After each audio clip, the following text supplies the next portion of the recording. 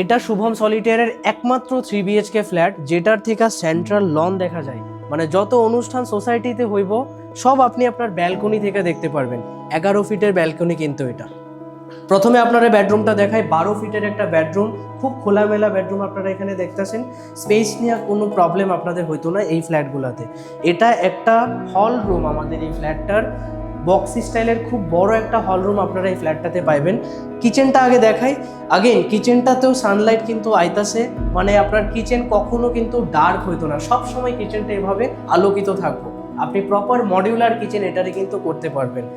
প্রথম একটা বেডরুমে আপনাকে নিয়ে যাই। এই বেডরুমটাতে আপনি বিল্ট ইন ওয়ার্ডরোবস পাওয়া যাবেন, খুব খোলামেলা। আপনি ফ্রন্টের দিকটা ওই বেডরুমটা থেকে কিন্তু দেখতে পারবেন। এখন আপনারা মাস্টার বেডরুমটা দেখাই।